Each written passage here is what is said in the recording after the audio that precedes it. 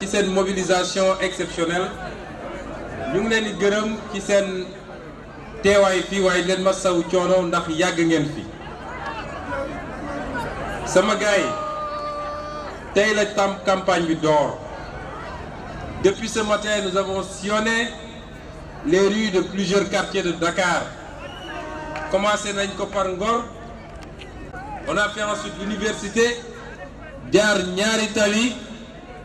waroon continuer HLM gis ni guddi te yéen yéen a ngi toog di xaar depuis longtemps. ñu nekkoon nañu ñëw def meeting bi bu ñu paree doog a delluwaat jël itinéraire u HLM bi.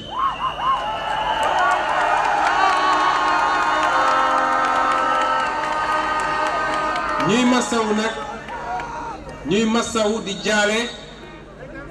waa Sénégal yëpp ndax bi may gaaree fii lañ ma yéegal nii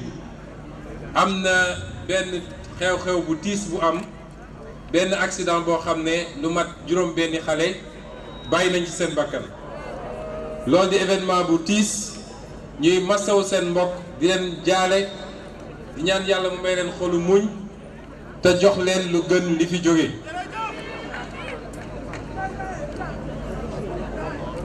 tey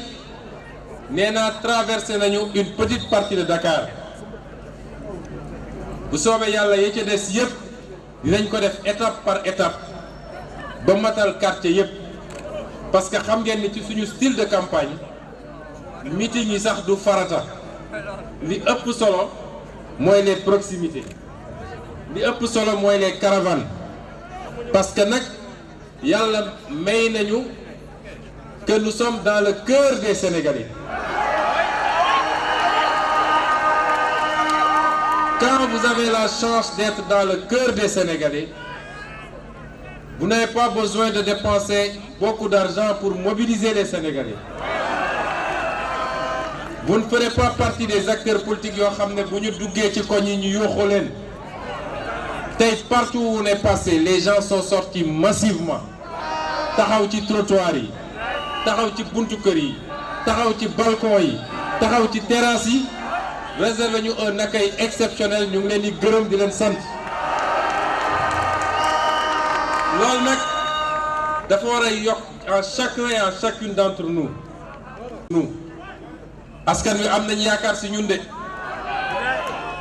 askan wi dañoo doyal ci système bi te askan wi xàmme nañu. ci biir ñiy woote ak ñiy wut ñan ñoo mën a constituer antidote à ce système qui a pris le peuple en otage depuis 59 ans. Et cela doit guider et déterminer notre conduite de tous les jours.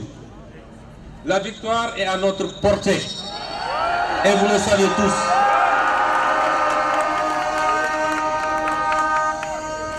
lii ci diir bu gàtt lañ ko liggéey ba tey fu ñu dem ci Sénégal fu ñu dem ci diaspora bi il y a un engouement exceptionnel ñu koy sant yàlla waaye muy seen effort à vous également bu leen teggi seen tànk parce que nous sommes à 20 jours de la victoire et d'une victoire éclatante.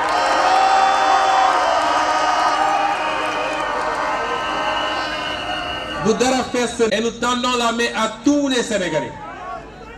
à tous les patriotes. Le combat n'est plus un combat de parti politique, le seul parti politique, c'est le Sénégal. Sénégalais, vous n'avez pas de responsabilité. Si vous avez un nit, ba gis mu bëgg la jëmale foo xam ne du intérêt Sénégal ne ko fa ñukk te ñëw ci coalition Sonko président parce que c'est la seule coalition qui promeut la rupture véritable. dama wax dem bi ñuy enregistré suñu première émission ma ne ñun on est prêt pour le débat dès le premier tour. Est-ce que xam ngeen pourquoi? Parce que suñu programme du programme benn programme. Suñuy proposition du moroomu benn proposition. Nous sommes les seuls à oser la rupture et la vraie rupture. Nous sommes les seuls à toucher du doigt les problèmes fondamentaux de ce pays. Et c'est pourquoi d'autres affaires au parti politique. tey fii bëri na ñoo xam ne seeni kilifa politique dem nañu feneen waaye ñoom dañoo rocceeku ñëw ne ñun fii la ñuy ànd. Et c'est ça le patriotisme. Le patriotisme transcende les clivages politiques, ethniques, religieux. Il transcende les clivages générationnels. Il transcende les clivages de genre. Le patriotisme, c'est lorsque la patrie appelle kenn ku ne fàtte boppam fàtte waasoom fàtte religion fàtte tarixam ne ñun patrie bi moo ñu woo donc jox nañ suñu bopp la patrie. Vous êtes des patriotes. Nous avons un bon programme. li ñu yoon bi woon tey ak li ñu Sénégalais woon depuis 6 mois qu'on est de manière ininterrompue en train de sillonner le Sénégal et la diaspora, c'est que les Sénégalais ont déjà choisi. Et les Sénégalais ont choisi votre coalition et votre candidat. Nous allons, si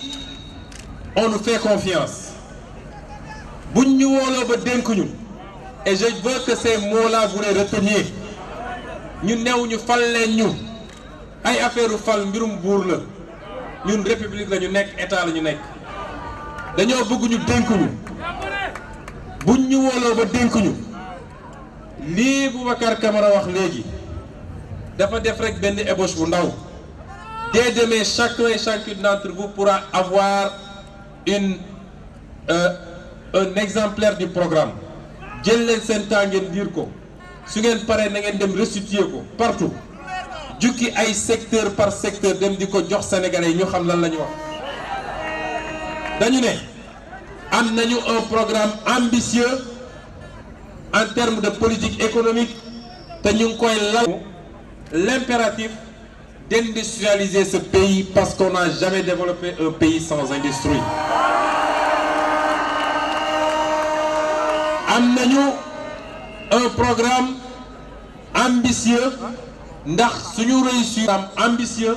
boo xam ne dafa laaj des mesures courageuses parmi lesquelles la revitalisation des vallées fossiles et l'encadrement du monde paysan, mais une réforme foncière et agraire audacieuse pour que béykat yi mun a moom suuf suñuy bayee ba mun ko jël di ko utiliser comme levier de financement.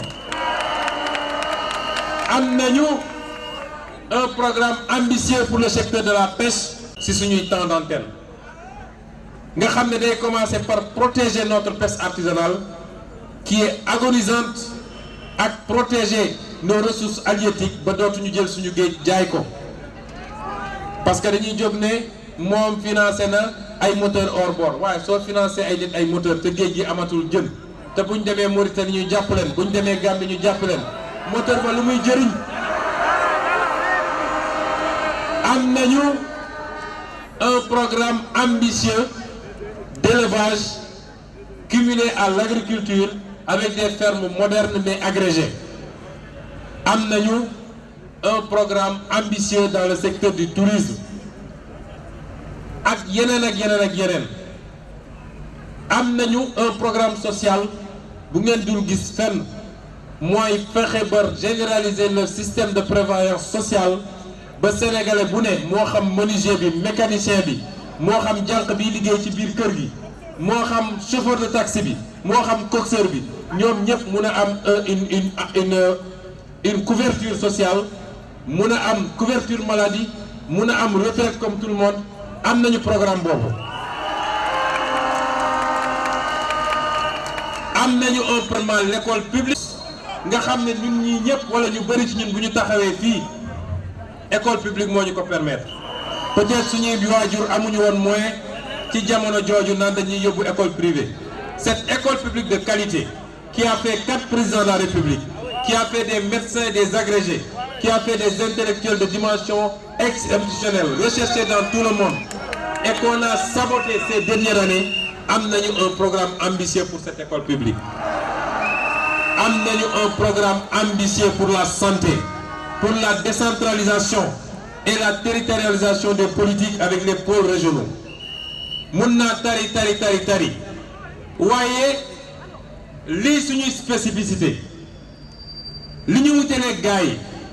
parce que diggee moo gën a yomb ci politique bis bu ne ma wax leen ko ñëw ne su ngeen ma falee dinaa def ay usines yu defar suppu kànja ñëpp mën nañ ko diggee moo gën a yomb ci politique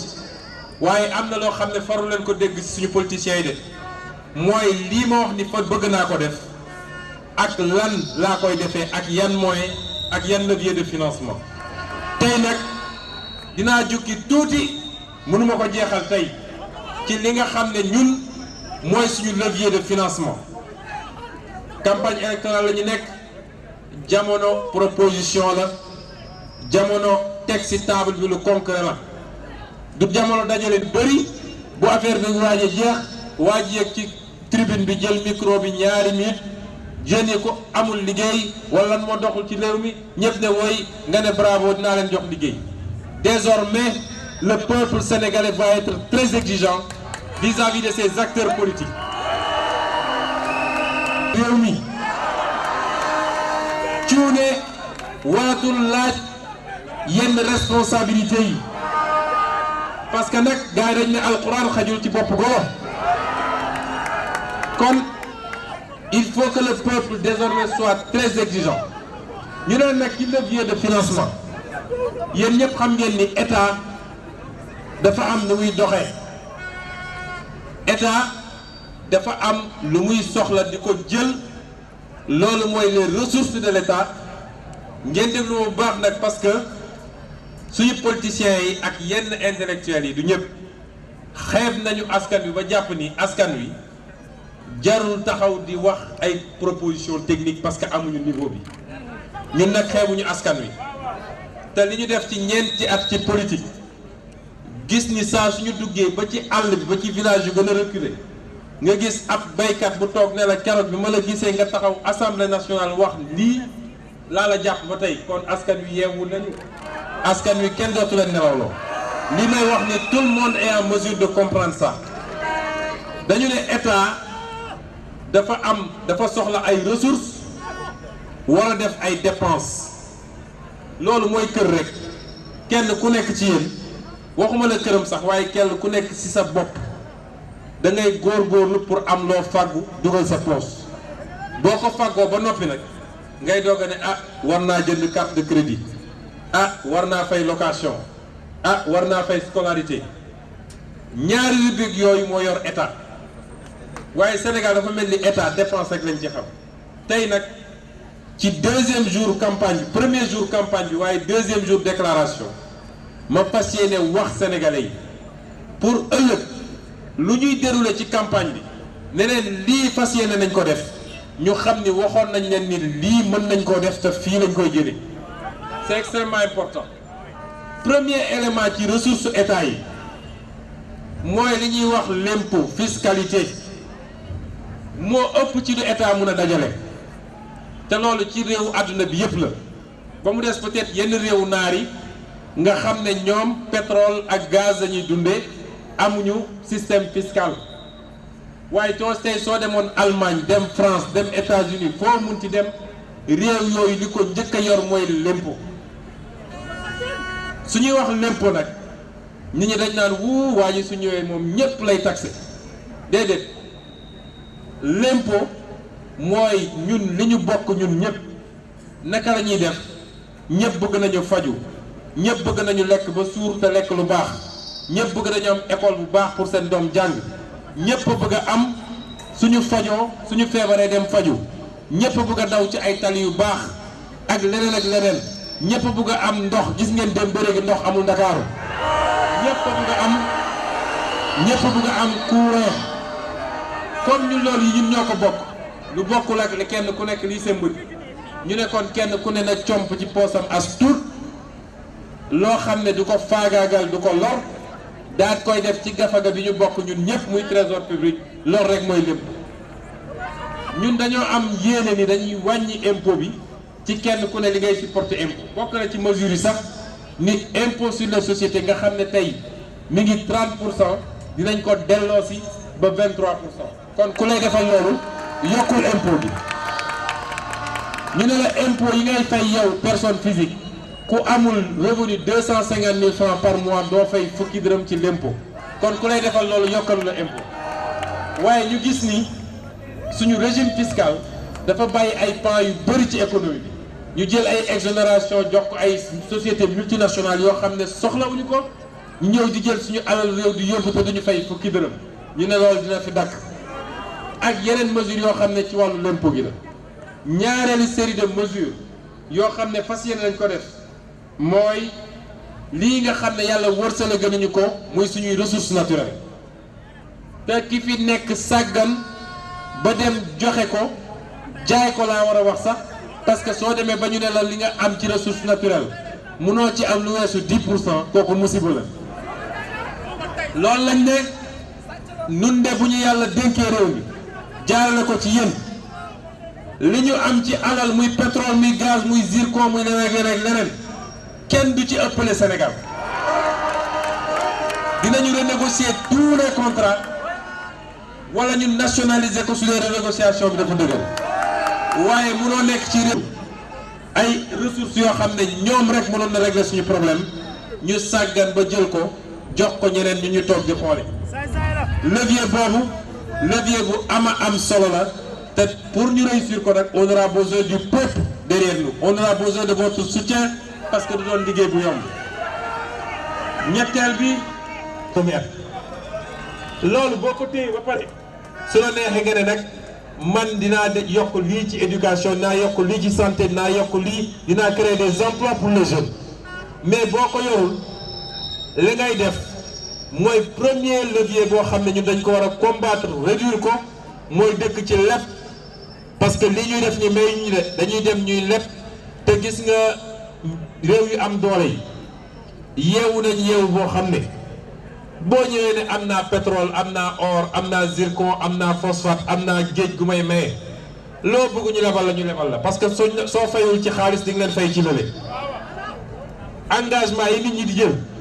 bis bu ñu daanoo ba ñu auditer dette bi di ngeen xam ci ban base la ñu demoon lebi engage lu ñuy jël ci suñu tur ak suñuy turu doom ak suñuy turu sët parce que sur 20 ans sur 30 ans sur 50 ans il faudra payer cette dette là waaye ci jamono jooju quatrième levier bi mooy la réduction du train de vie de l'État réew moo xam ne les pouvoirs publics ministre boo gis mi ngi yor ñetti 4x4 këram ñaari limousine ñaari berline yoo xam ne xaj bi ne ci kër gi sax suñ ko yóbbu ci vétérinaire dafa am otoom ak chauffeur am la ñuy yàq ci état mënu leen ko imaginer j'ai été haut fonctionnaire li ñuy yàq ci matériel ci état ko ñu Ndakaaru boo doxantu di nga fa gis ay auto AD yu fa sànni léeg-léeg benn pièce bu ndaw moo ci yàqu ñu sànni ko foofu jënd beneen bu bees jox waajo muy gundaandaat ñaari weer ñetti weer yu ne ñu changer matériel de bureau bi parce que li tax ñu koy def mooy marché public yi moo leen di permettre ñu dund am ay milliards parce que surfacturation yi ciy def bind naa ci sama livre bi ne rien que suñu agiré ci marché public yi ak surfacturation yi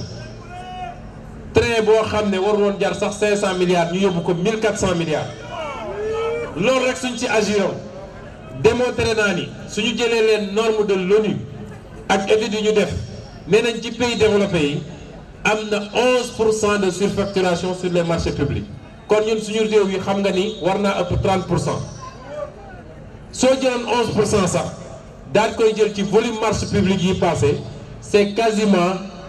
plus de 350 milliards yoo mën a économiser at bu ne mais loolu ñaata la mën a tabax ci ay classes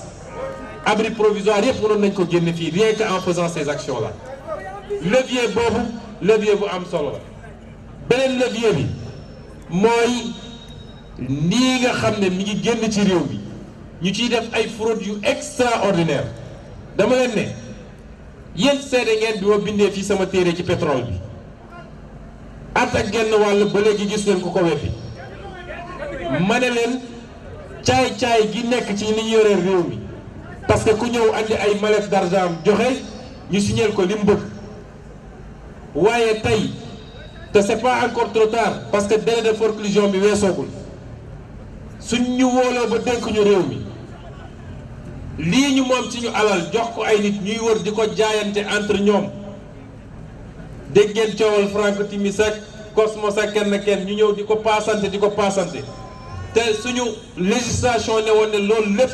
dañ cee waroon feye ko ay lempo bañ ko calculer ñun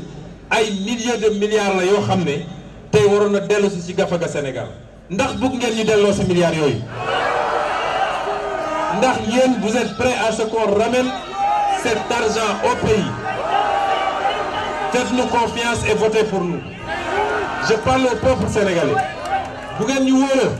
loolu lépp dina dellu si gannaaw bu dellu see nag dinañu toog entre ñun ñu ne léegi lii naka lañ koy utiliser lii fan lañ ko jëmale